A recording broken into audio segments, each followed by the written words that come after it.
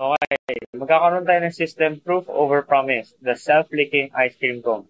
So AI proof is like a laser pointer, sharp evidence beats empty hype. So usually sa clients mo, dapat kung mag-pitch ka ng product mo, dapat may mapapakita kang work.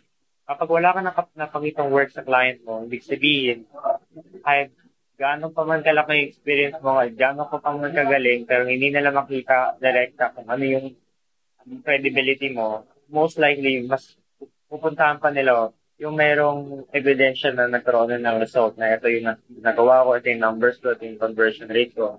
Na hindi silang intermediate ang level nila, pero may mapapakita sila. Kasi importante sa business, sa freelancing is trust. Dapat makapag-build din yun. So, i-explain ko to sa laser. Makakita ko na laser, minsan ginagamit sa pusa. Ngayon, na-explain ko siya na para siyang laser. Paano mo ito magagawa? So, yung laser pointer, para siyang focus group. Pinapakita mo sa client, ito yung nagawa ko. Flashlight height, kalat ilaw, walang tama, para lang sa mga party-party. Walang direction yung buwan. Most likely, clients will not work for you, will not even look for that type of light. Laser equals to one shot beam. Meron kang direct proof, testimonials, case studies, screenshots.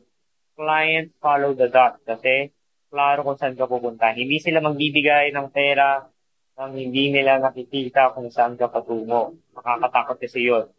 Red, green, blue. Different proof types. Mga red beam sometimes before and after result. Pwede din yung green beam mo.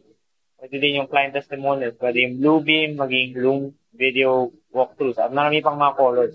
Gusto mo mas kompleto pang spectrum?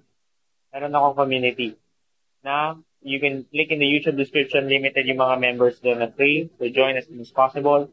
And lastly, white proof attracts more clients. Promises equals kalat na ilaw, madaling silang mawala. Pero yung proof na laser focus yung evidence, nakikita agad yung kita, hindi nakikita yung result, hindi mas kita agad. No, mas mabilis yung galaw mo and to find a client.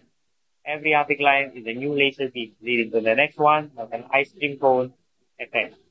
So I think that's pretty much it.